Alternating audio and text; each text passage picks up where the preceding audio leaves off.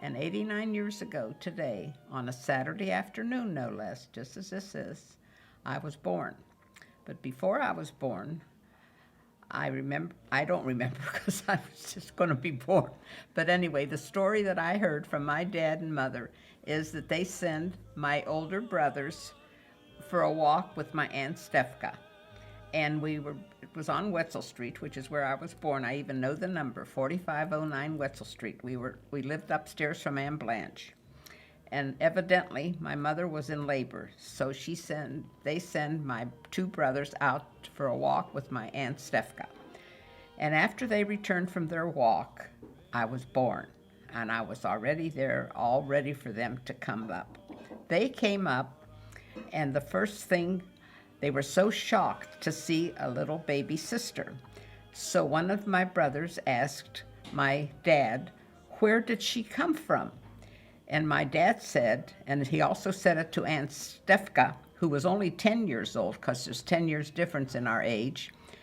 He told her and my little brothers, who were like 4 and 2, I guess, if I remember correctly, asked, "Where did I come from?" And my dad said, "Didn't you see that stork flying around?"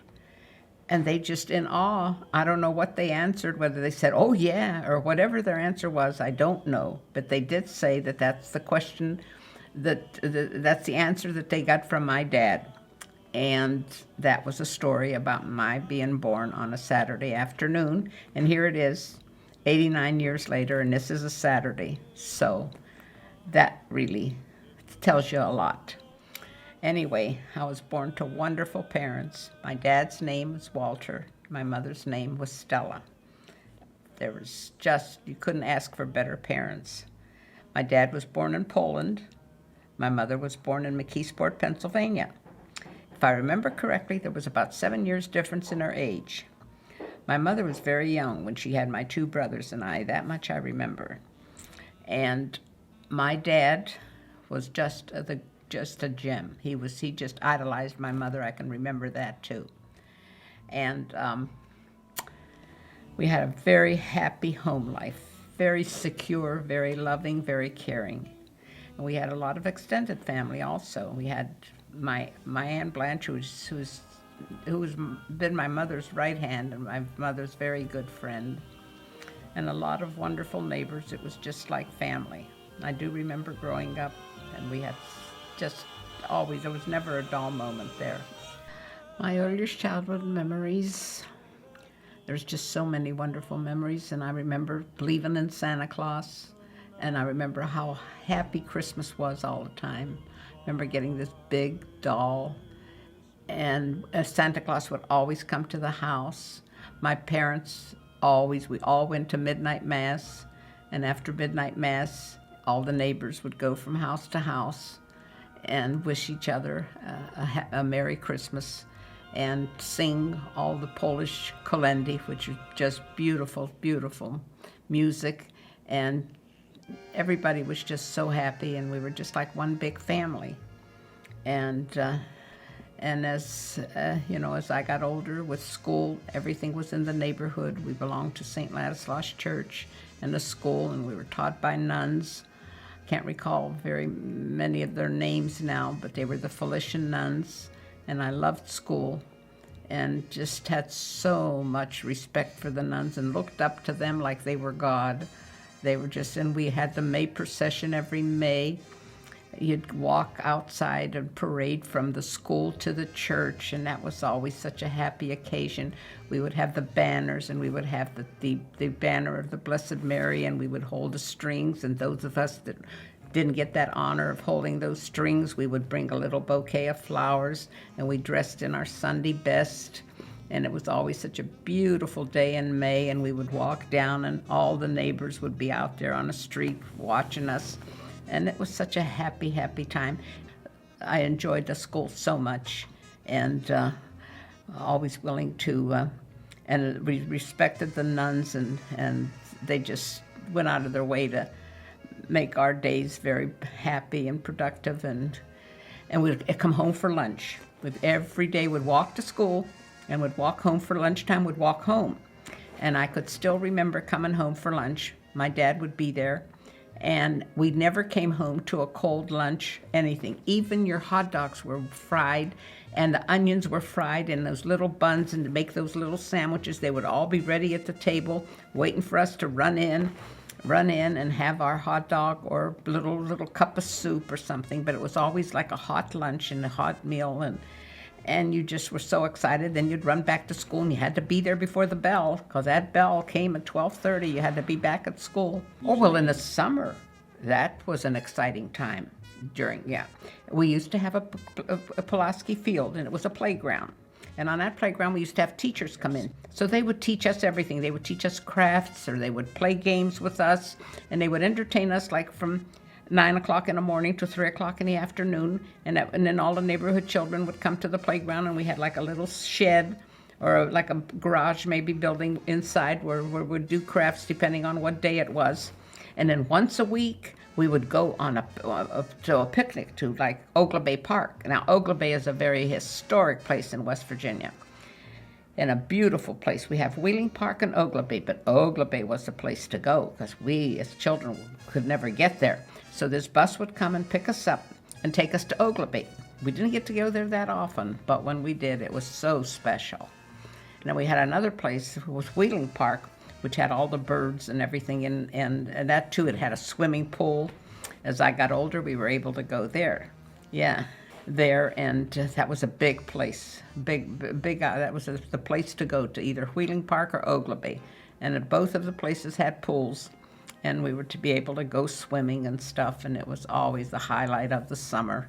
When we were able to do that. I was the spoiled one because I was the only girl, and my dad spoiled me, and then he would come home from work with his bucket. All the men that worked at Wheeling Steel, at the steel mill, they would take lunches to work, and they would have what they used to call buckets, lunch buckets. And every day when he came home, there was a candy bar, or they used to have it looked almost like a cigar box, like a cigar that you'd put cigars in, and it was filled with those little chocolate. They weren't kisses, but they weren't wrapped like kisses, but came in this tube-like. And I was to shake for chocolate. I loved chocolate. And he would bring me that, and I'd have to share it with my brothers, but I was the one that got it. And always, every day I'd get the chocolate. So I was a spoiled one, but I had a real good, close relationship with my brothers. But I was I was the one that was the bossy one, and I got away. They always said I got away with everything because I was the baby of the family. And when you're the baby, then you get treated, with extra. And my dad was such a fantastic cook. He can just cook and bake anything, and my mother just let him do it. She didn't care. My mother was a people person where whether she knew that her life would be so short, but she just squeezed so much, and she died at 34. She put so much into those years that it was unbelievable when you think back what all she accomplished in those few years. 1936 flood, and we were on a second floor. The water was already on the windowsill of our second floor. So the first floor was already flooded, and the second floor, your floors would be warped. We had the hardwood floors. When the water came down, you had to sweep all that mud and everything out of your houses. And, when you talk about it, people say, why did you live there? Why didn't you move after that? Everything dried up. You cleaned it up. You hosed it out. It dried up. Floors would get back to normal. They weren't warped anymore. And it was fine. My closest girlfriends was Regina next door, which was my neighbor, and then Mary, whose father had the grocery store 2 doors down. And then there was Marge, and Marge had a boyfriend already, but she would still sometimes go out with us. And then there was Connie and her sister Wanda. So the 5 of us, we would go dancing. And we would go dancing to a place called Zip In, which was in Benwood. And it was just a bar with a little dance floor and little tables. So on Saturday night, we would take our nickel for the Pepsi-Cola that we would buy, and we would go to this place, to the Zip In, find a table and sit there and wait for the jukebox, somebody to put money in a jukebox, and we would dance. And the guys would hold that bar up, and they would come and ask us to dance. And that's where I met Grandpa. He would come and ask me to dance. Before that, I knew of him a little bit because it was a custom there that we would sit on our front porch or on our steps in the main street, which was Jacob Street. And these fellas from Benwood would take their walk every night, and they would pass our house, and naturally they would stop and talk to us and visit with us a little bit, but that would be about it. And then on Saturday, we would go down to this Zip Inn, and we would go dancing, and that was a fun thing. And then the war broke out, and then everything started changing because the fellas were all getting drafted and going to the service one by one. And Uncle John, Grandpa was one of them. And my brother went, and then my other brother enlisted. So that's, little by little, they were all leaving. As they were gone, I was still working at the towel works. And work was slow here, and it was booming. Everybody was moving to Michigan. Everybody was going to Detroit to work. Half of the city of Wheeling left. So, okay, her and I gets on a bus, and we come to Detroit. Where are we going to stay? Well, I had a cousin, Lottie, on Superior Street, close to St. Alberta's Church. Lottie says, I don't have any room. I've got the 4 children, but she says, Mrs. Stupinski, who lives upstairs, her boys went to the service, and she's willing to rent out her room. So we go up there, and we rented a room for Mrs. Stupinski, got a job at Packard Motor Car, doing defense work, and we got working midnights. So that's how that started. And we knew some people there. We knew people that were used to live in Wheeling. In fact, we rented the house from them. Her dad, this man, and my dad came on the same ship, USS Batory, from Poland. I had a wonderful life, I tell you. I was blessed. Okay, Packard Motor Car didn't need me anymore. They laid us all off. We all got our checks and told us that the war was ended and they weren't going to make any more tanks, and they were going to return to making automobiles. And so after a little furlough, a little break, I found a job at the telephone company with my brother's suggestion. He was home too, and got a job as a telephone operator. Found it to be very interesting. Loved my work very much. And John and I were getting reacquainted, and I'd go down there for a visit. And if the opportunity arose, he'd get a ride up here to visit us. In the meantime, a little while after that, we decided to get engaged. Went down to Wheeling one weekend to pick out my ring. He says, I've got $300 that I saved up. He says, we'll go shopping to the King's Jewelry Store, see what you can find. I picked out my ring, and that was a very exciting time for the both of us. How did he propose? We were at Chuck Isaac's house. I stayed there for the weekend, and we went out to the movies and come back, and then he asked me to marry him. He says, would you marry me? And I says, no. He says, I was afraid of that. And I said, yes, John, I'll marry you. So that was it. So he was happy. I got married at St. Ladislaus Church at 9 o'clock by the same priest that baptized me, maybe he did marry my mother, I'm not sure. But I know he, my folks were parishioners all those years, and he married us, and walking down that aisle, it was such an honor, and it just, I don't think there was a dry eye in that church, because everybody's thoughts went back to the fact that my mother wasn't there to share that with us, and it was all friends and family. So it was a very, very touching service, touching ceremony, and very beautiful.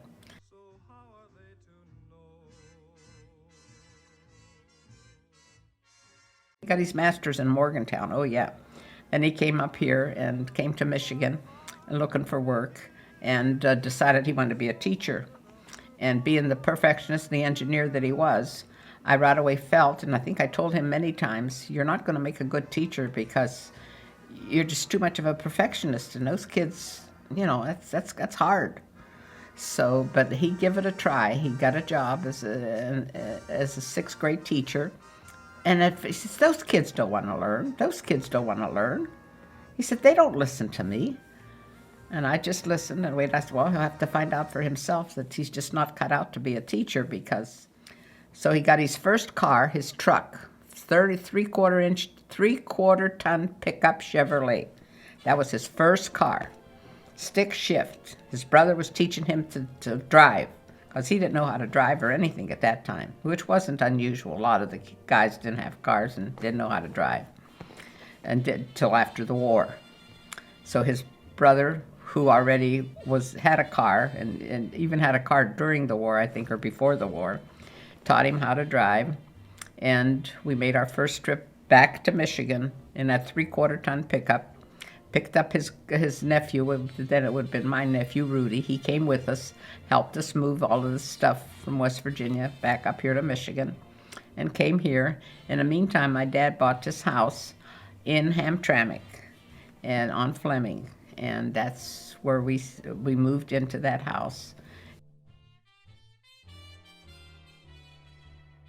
That was it. Then Kathy was born in December, and I didn't take a leave from the telephone company, which I probably should have. I outright quit my job in Morgantown even, and I didn't reapply here or anything. I just quit there and moved back here.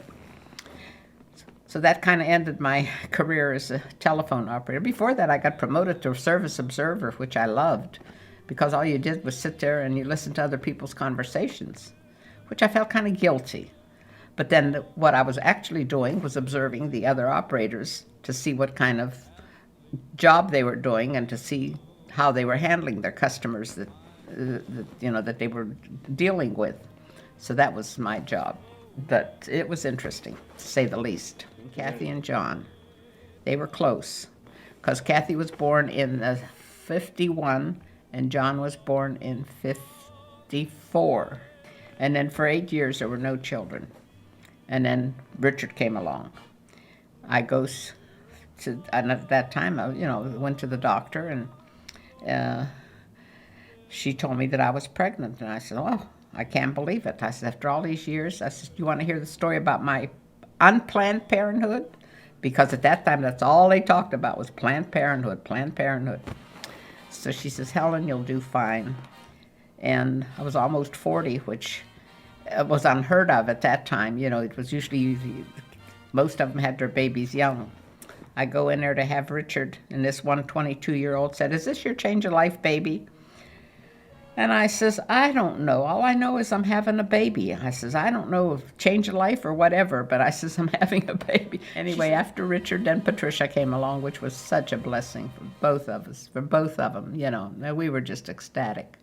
And so were the older kids. So was Kathy, and so was John. John thought he was the father because he just bossed those kids around. I says, John, they got a mother and they got a father. They don't need you to boss them around. Oh, Patricia, do this. Richard, do this. Patricia, do this. Richard, come over here. And it's all out here, And I was a stay-at-home mom. Every time I'd want to go out to work, John would say, you got a job. You got a job. You don't have to go out to work. Are you tired of this? Are you bored? And I said, no. And he said, well, you got a job. Don't even think about going out to work. So there I stayed. But I had a dad to take care of and everything else. It just seemed like that was the thing to do at that time. Right. And Kathy remembers how she used to scrub the front of the house down all the time. Every spring, that house, we had the whitest house in Hamtramck. She had to scrub that house, scrub that front porch. But at least everybody sat on a clean porch. Yeah, plant a little grass, just a little that you had to cut. And then, had to fertilize and everything too. And in between the houses, there was only 30-foot lots, so you can imagine there's no side drives or nothing. You just had just a walkway between the houses. And yet that little spot of grass, but that was big production, that grass. You had to cut that grass, trim them weeds, pull, yeah. Oh, I tell you, when I think back now, I don't know. Swimming pool in the backyard, just a little round thing. 4 or 5 kids in that swimming pool. And sometimes they used to have those carousel cakes, you know, where Looked like a merry-go-round. looked like a merry-go-round or something, and you'd buy that kit or something for a quarter or that, and whip up a cake. And but then Rosie lived with us. She was like a sister to me. I was like a mother to her, might as well put it that way. And she, you know, decided with her life what she was going to do. She's going to play ball. 28, they said, Rosie, you're too old. She said, watch me. So she did what she did it her way. And like she said, if she had to do it over, she'd do it the same way. She wasn't afraid of anything. Wrigley, from the Wrigley chewing gum, was going to start a girls' baseball team. And she says, watch, I'm going to be on that team. And this girl says, Rosie, you're too old. And she says, just watch me. And it so happened that that job setter had a niece that was a scout. Do you call them scouts? Looking for people to play ball, looking for women that had the ability to play ball. He heard Rosie say that. And he called his niece. And he says, you got to meet this gal. She's good. She's a good ball player from what I'm hearing. They made arrangements to be at Pulaski Field, which is South Wheeling, which is our playground. And they met there, and this lady seen her play ball and seen her hit the ball and seen her catch the ball. And that was it. Before that, like after the war and everything, before this came up, she's actually lived with us. She paid us board. She paid my father $7 a week. And then he said, Rosie, you didn't pay me yet. And she said, do you want it now, or are you going to wait till you get it? She was sassy. Yeah, that's the way, you know, that's the way things were then. And $7 a week for room and board. And then you had to put up with a lot with Rosie. And we were kids, you know, we had to do everything. She didn't do nothing that much. She would boss us around too, you know, but she was Rosie. Fun, fun, fun. Sunday afternoon, we were never bored. We just got all of our kitchen chairs, and we had like 8 of them, I guess. Line them all up, and we would have a talent show. And before we even got started on that talent show, somebody had to go to the bathroom. So we would have to wait. And then before you know it, they'd be raising their hand for something else. And then the talent would come on.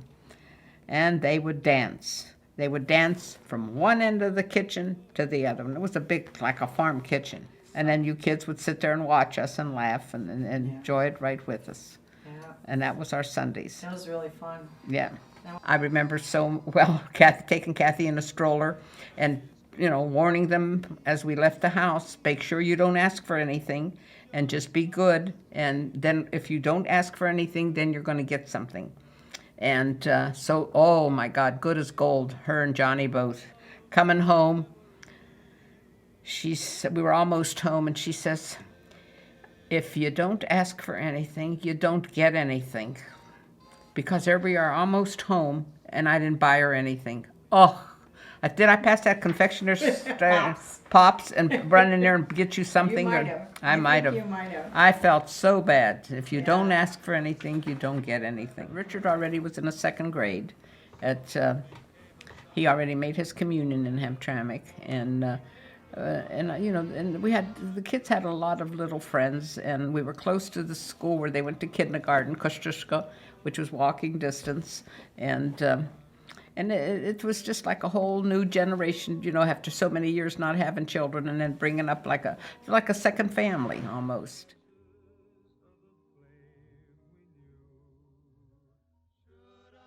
Then we'd get visits a lot from Aunt Mary. Daddy's sister would come up here to see us. And whenever she would come, it would be a party too. And this one time we decided to have a pajama party at the lake. That was out here. Out here. And they had to wear bikinis. Kmart had a sale on that blue light special. And they had a sale, they were ending the season, they had a sale on those big hats. And they were pretty. So all that I could grab for a quarter, I would buy. So we all had those big hats, garden hats, and our baby doll pajamas, and we came here for that pajama party. Mm-hmm. And we had so much fun. One thing, laugh and laugh and laugh. Well, we didn't have enough beds here, so what we did is take the mattress off the bed, put it on the floor, and that was our beds. And we would laugh, and we would talk, and we would have just so much fun. And poor Roger didn't know where to hide himself already. He was just running from one room to another, because he just couldn't take it already with these big fat ladies in their baby doll pajamas. He was so embarrassed.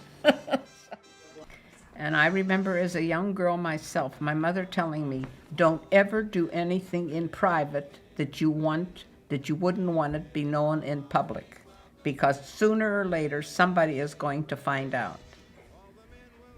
And live up to your name. Your name means everything. If you have a good name, keep that name good. That's very, very important in life. Never do anything to jeopardize your good name and your good reputation, because that you have to live with. And the other, do unto others as you want others to do unto you. And life will be fine. I've just wished everybody was blessed with whatever it was, whatever gift God gave me.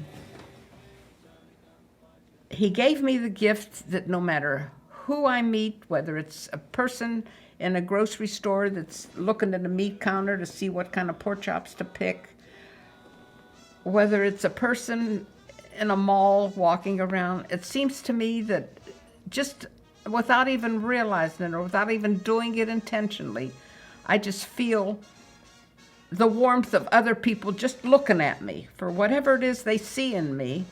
They seem to sense, because I love people, and whether that shows in my expressions or that shows, because that's what I find to be the most rewarding, that I get so much in return, and I give so little to my way of thinking, and yet I get so much in return from perfect strangers. And that's what makes me the happiest, and that's what I feel blessed about. That's it. What you see is what you get.